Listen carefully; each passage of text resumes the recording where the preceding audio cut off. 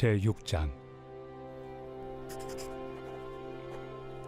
형제들아, 사람이 만일 무슨 범죄한 일이 드러나거든 신령한 너희는 온유한 심령으로 그러한 자를 바로잡고 너 자신을 살펴보아 너도 시험을 받을까 두려워하라.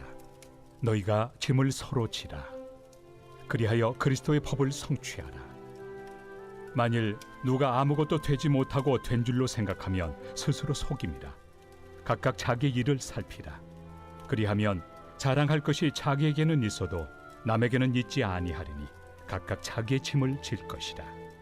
네, 이 새벽에도 하나님의 은혜를 사모하여 이 자리까지 나오신 성도님들에게 하나님의 크신 은혜가 함께하기를 축복합니다.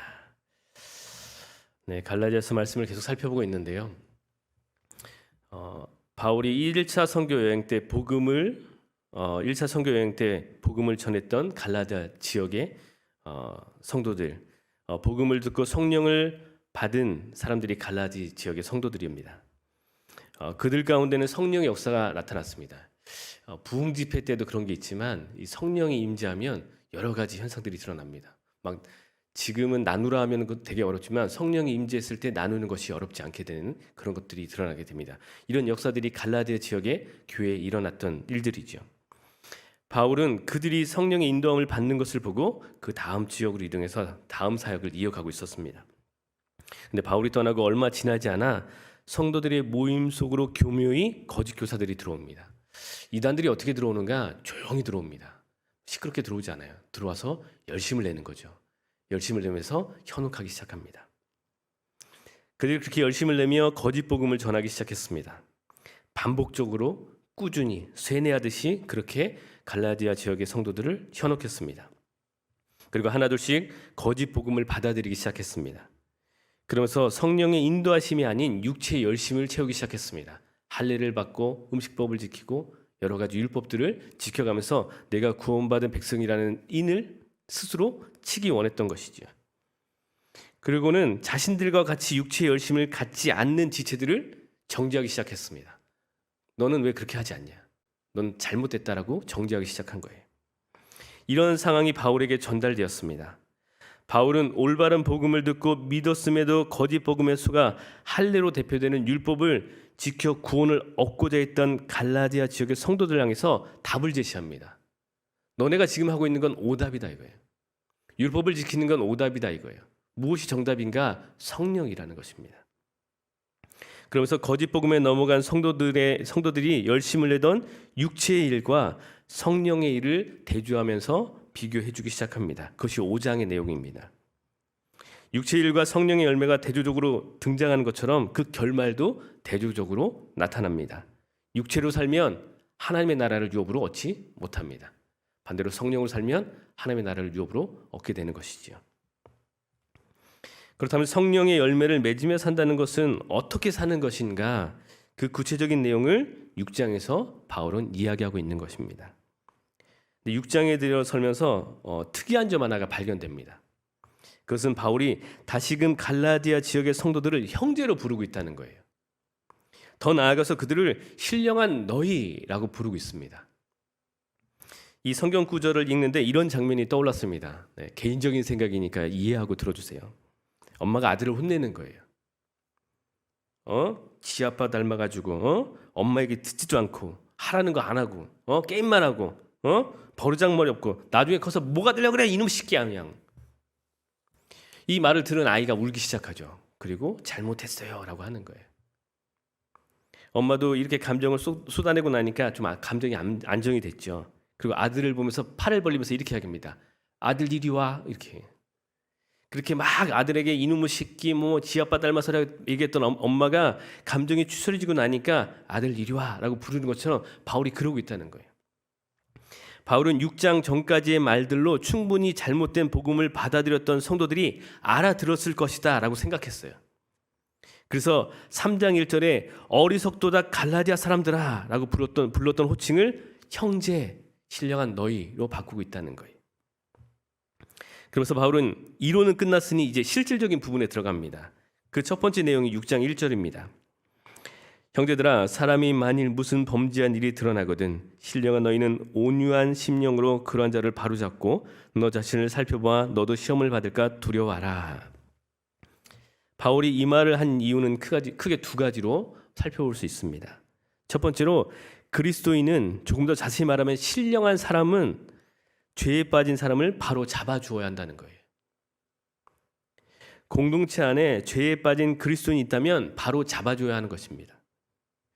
이와 관련된 마태복음 말씀은 이렇게 기록되어 있습니다. 마태복음 18장 15절에서 16절까지 말씀입니다. 내 형제가 죄를 범하거든 가서 너와 그 사람과만 상대하여 권고하라. 만일 들으면 내가 내 형제를 얻은 것이요, 만일 듣지 않거든 한두 사람을 데리고 와서 두세 증인의 입으로 말마다 확증하게 하라. 성령 공동체 안에서 지체가 범죄하면 그것을 못 본 채 하거나 공개적으로 오픈하면 안 됩니다. 그걸 못 본 채 하면 죄를 방조하는 거예요. 그리고 그걸 공개적으로 이야기하면 정죄하는 것이고 교회를 떠나게 하는 것입니다. 바로 잡아주는 것이 신령한 공동체가 하는 역할이라는 거예요. 바로 잡아주어야 하는데, 여기서 바로 잡고에 사용된 헬라어 단어가 카타르티조입니다. 이건 의학 용어입니다. 언제 사용하냐면 팔이 골절됐을 때 이것을 끼워 넣는 것을 카타르티조라고 얘기합니다. 의사가 골절되어 온 사람의 뼈를 맞춰두듯이, 바로 잡아주듯이 범죄한 지체를 바로 잡아주는 것, 이것이 신령한 공동체가 해야 하는 것이라는 것입니다. 두 번째로 바울은 영적인 사람이라고 할지라도 시험에서 제외되지 않으며 모든 사람은 타락할 가능성이 있다는 것을 이야기합니다. 고린도전서 10장 12절에 그런즉 선줄로 생각하는 자는 넘어질까 조심하라. 공동체 안에 죄에 넘어진 지체가 있으면 바로 잡아줘야 합니다. 그리고 그것을 그 사람의 흠으로 생각하면 안 돼요. 또한 공동체는요, 그것을 바라보며 내가 조심해야 되는구나라는 경고등으로 삼아야 하는 것입니다. 누군가 죄를 지었을 때 나는 결코 그렇지 않을 거야 라고 장담하는 사람들 있잖아요. 나는 절대 그런 죄를 짓지 않을 거야 라고 장담하는 사람들 마음 가운데는 뭐가 생기냐면 정죄함이 생깁니다. 그러나 누군가 죄를 지었을 때 나도 그러한 죄를 지을 수 있는 존재라는 걸 인정하게 되면 정죄가 아니라 긍휼의 마음이 생기는 거예요. 남의 일이 남의 일로 여겨지지 않는 것이죠. 내가 비상금이 없으면 비상금을 감췄던 남편이 아내에게 걸렸을 때 정죄한 마음이 드는 거예요. 그 돈을 따로 그렇게 하는 게 이해가 되지 않는다. 근데 나도 비상금이 있잖아요. 근데 다른 남편이 걸렸어요. 그러면 같은 마음이 드는 거죠. 조심해야 돼. 불쌍해서 어떡하냐. 그 돈 없이 어떻게 살지. 이런 마음이 드는 거예요. 남의 일이라고 생각되면 정죄하지만 남의 일이 아니라고 생각되면 기도하게 되는 것입니다. 성령의 인도함을 받는 공동체는 범죄한 지체를 바로 잡아주되 정죄가 아닌 긍휼의 마음으로 바라봐야 하는 것입니다. 실질적인 부분의 두 번째는 6장 2절에 등장을 합니다. 너희가 짐을 서로 지라 그리하여 그리스도의 법을 성취하라. 짐을 서로 짐으로 그리스도의 법을 성취하라는 것은 공동체에 속해 있는 지체가 겪는 어려움을 내 것처럼 생각하는 것입니다. 그리고 이 말씀은 5장 14절의 말씀을 생각나게 합니다. 5장 14절입니다. 온 율법은 내 이웃 사랑하기를 내 자신같이 하라 하신 말씀 안에서 이루어졌나니. 바울은 영적인 사람들은 서로의 짐을 지는 사람이라고 언급하면서 그러한 일을 하지 못하는 요소에 대해서도 이야기합니다. 하나된 공동체, 성령으로 충만한 공동체는 짐을 서로 지는 공동체라는 거예요. 그럼 이거를 하지 못하게 하는 요소가 있는데 그것이 무엇인가? 3절에서 이야기합니다.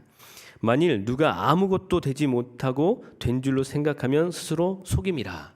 이게 좀 어렵거든요. 세 번역으로 읽어드리겠습니다.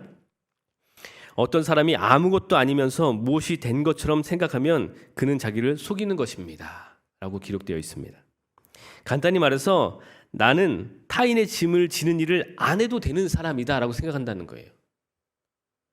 내가 그런 거 할 짬밥이 아니지. 내가 교회에서 맡고 있는 일이 얼마나 중요한데. 내가 얼마나 교회에서 중요한 위치에 있는 사람인데 라고 생각하는 것들이 그 짐을 같이 못 지게 한다는 거예요. 물론 이런 생각을 하시는 분이 실제로 교회에서 중요한 위치에 있는 분일 수도 있습니다. 그러나 그러한 생각이 연약한 지체의 짐을 지지 못하게 한다면 그것은 신앙적인 유익이 전혀 없는 것입니다. 서로의 짐을 지지 못하게 하는 또 다른 요소가 4절에 등장합니다. 각각 자기의 일을 살피라. 그리하면 자랑할 것이 자기에게는 있어도 남에게는 있지 아니하리니. 이 말씀도 다른 버전으로 한번 읽어보겠습니다. 쉬운 성경이거든요. 자기를 다른 사람과 비교하지 마십시오. 사람마다 저마다 자기 일을 살펴야 합니다. 그러면 자랑할 일이 자기에게만 있을 것입니다. 이 말씀은 지체의 짐을 나누어 지는 부분에 있어서 비교하지 말라는 거예요. 비교하면 문제가 된다는 것이죠. 비교의 긍정적인 비교의 긍정적인 말은 이런 게 있습니다. 그래도 나는 남보다는 잘하고 있어 라는 마음인 거예요. 내가 남들보다는 그래도 지체의 짐을 잘 지고 있어 라는 교만한 마음이 들어가면 안 된다는 것이죠. 이 짐을 다시는 지기 힘들다고 얘기하는 것입니다. 반대로 부정적인 의미는 나는 할 수 없어. 내 처지가 이런데 내가 누구의 짐을 지겠어? 라는 부정적인 마음이 드는 거예요. 이 두 가지 마음 다 지체의 짐을 지는 데 있어서는 좋지 못하다라고 얘기하는 것입니다. 바울은 타인의 짐을 질 때 누군가와 비교하거나 자신의 우월성을 기준 삼지 말라는 거예요. 이 정도면 많이 했어. 내가 왕년에 이렇게 했어. 지금은 안 해도 돼.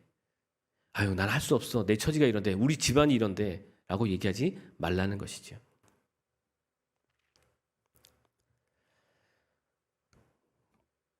각자 자기의 일을 살피라고 권면하고 있습니다. 그러면서 바울은 5절에서 각각 자기의 짐을 질 것이라고 얘기합니다. 이 구절은 2절에 너희의 짐을 지라는 말과 너희가 서로 짐을 지라는 말과 모순처럼 들려집니다. 2절에서는 너희가 짐을 서로 지라라고 얘기합니다. 근데 5절에 와서는 각각 자기의 짐을 지라고 이야기합니다. 이게 모순처럼 보여지거든요. 그러나 여기서 사용되는 짐이라는 단어가 2절과 5절이 다르다는 것을 알면 모순이 아니라는 것도 깨닫게 됩니다. 2절에서 사용된 짐은 헬라어로 바레입니다. 이것은 한 사람만으로는 운반하기 어려운 무거운 짐을 이야기합니다. 반면 5절에서 사용된 짐은 포르티온입니다. 이것은 한 사람의 짐꾸러미입니다. 간단한 짐꾸러미. 각각 자기의 짐을 지는 것, 그리고 혼자 감당할 수 없는 짐을 같이 지는 것, 이것이 성령의 인도함을 받는 공동체의 모습이라는 거예요. 분명 사람마다 가지고 있는 힘의 차이가 있습니다. 그리고 사람마다 감당해야 하는 짐의 무게도 다릅니다. 기본적으로 내가 감당해야 할 것은 내가 감당을 해야 합니다. 그리고 조금 더 여유가 있는 사람이 그렇지 않은 지체의 짐을 나누어 져줘야 하는 것이죠. 그리고 상대적으로 가벼운 짐을 지고 있는 사람이 더 무거운 짐을 지고 있는 지체의 것을 나누어 져줘야 하는 것입니다. 그것이 성령 공동체의 특징이라는 거예요. 그럴 때 우리는 이러한 공동체를 성령의 인도함을 받는 공동체, 성령에 순종하는 공동체라고 부를 수 있는 것입니다. 각자 너 건 너가, 내 건 내가 하는 건 전혀 성령의 공동체가 아닌 것이죠. 세상 공동체도 그렇게 합니다. 여기서 중요한 것은요, 도움을 받는 지체는 다른 지체의 도움을 당연한 것으로 생각하면 안 된다는 거예요. 누군가 나를 도와줄 때 그 사람은 이미 자기의 짐을 지고 있다는 사실을 기억해야 하는 것이죠. 저 사람은 짐이 없어서 나를 도와주는 것이 아니라 그 사람은 그 사람의 짐을 지고 그 다음에 나를 도와주고 있다는 사실을 기억해야 한다는 것입니다. 그렇게 누군가 자신의 짐을 같이 져준다면 감사한 마음을 가져야 하는 것이죠. 그리고 또한 빚진 마음을 가져야 하는 것입니다. 그 감사한 마음과 빚진 마음을 어떻게 갚을 수 있는가? 또 다른 지체, 나보다 더 어려운 지체를 도와줌으로 그 빚을 갚게 되는 거예요.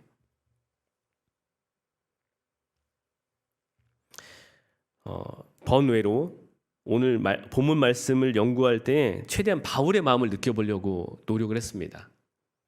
그러면서 묵상하게 된 두 가지 내용이 있는데요. 개인적인 묵상이니 혹시라도 본문과 약간 다른 것 같은데 라는 마음이 있더라도 좀 이해해 주시기 바랍니다. 갈라디아 지역의 교회는 거짓 복음으로 인해서 분열이 일어나기 시작했습니다. 할례를 받는 사람과 그렇지 않은 사람, 율법을 지키는 사람과 그렇지 않은 사람. 바울이 서신을 보내기 전까지만 해도요, 율법을 지키지 않는 성도들이 정죄를 받았어요. 바울이 서신을 보내기 전까지 율법을 지키지 않는 사람들이 정죄를 받았어요. 너넨 잘못하고 있어 라고 정죄를 받았어요. 그러나 바울의 서신이 도착하고 나니까 그 상황이 역전됐습니다. 바울이 이렇게 얘기하잖아. 정죄받던 이들이 이제는 역으로 정죄를 하는 상황이 된 것이지요. 그런데 바울이 이렇게 권면합니다. 형제들아, 만일 범죄한 지체가 있다면 신령한 너희가 바로잡아줘라. 너희도 만일 거짓 복음에 현혹됐다면 그 형제와 같이 다른 지체를 정죄했을 거다. 다만 너는 그 형제의 모습을 기억하며 시험에 들지 않게 깨어 있으면 된다. 저는 6장의 말씀을 통해 바울이 갈라디아 지역 교회의 공동체가 하나됨을 추구하고 있음을 발견을 하게 되었습니다. 성경엔 기록되어 있지 않아요. 근데 바울이 어떤 마음으로 이 범죄한 지체들에 대해서 이야기했을까? 그렇게 자신들을 정죄했던 그 지체들을 향해서 이야기하는 것 같은 거예요. 또 하나 묵상한 것은 성령으로 하나된 공동체가 무엇을 해야 하는가에 대한 부분입니다. 성령으로 하나된 공동체의 모습은 각자의 짐을 지고 연약한 지체의 짐을 나눠 지는 거예요. 군사훈련 중에 행군이라는 것이 있습니다. 10km에서 많게는 40km까지 걸어요. 제가 경험이 없어서 명확히 말씀드리기 어렵지만 하여튼 많이 걸어요. 그냥 걷는 것도 힘든데 훈련병들에게는 20kg이 넘는 군장 그리고 5kg이 넘는 총기가 들려 있습니다. 이렇게 힘든 행군을 하다 보면 쓰러지는 훈련병들이 생겨요. 그러면 옆에 있던 훈련병들이 쓰러진 동기의 훈련병의 총과 배낭을 나누어집니다. 그리고 부축해서 목적지까지 도착하는 거예요. 저는 이 모습이 성령 공동체의 모습이라고 생각합니다. 나에게도 짐이 있지만 상대적으로 연약한 지체의 짐을 같이 지며 같이 가는 것, 이것이 진정한 성령 공동체인 것이죠. 교회 안에도 얼마나 많은 이기주의가 들어와 있는지 모릅니다. 너의 일은 너의 일, 나의 일은 나의 일. 너 신앙은 너 신앙, 내 신앙은 내 신앙.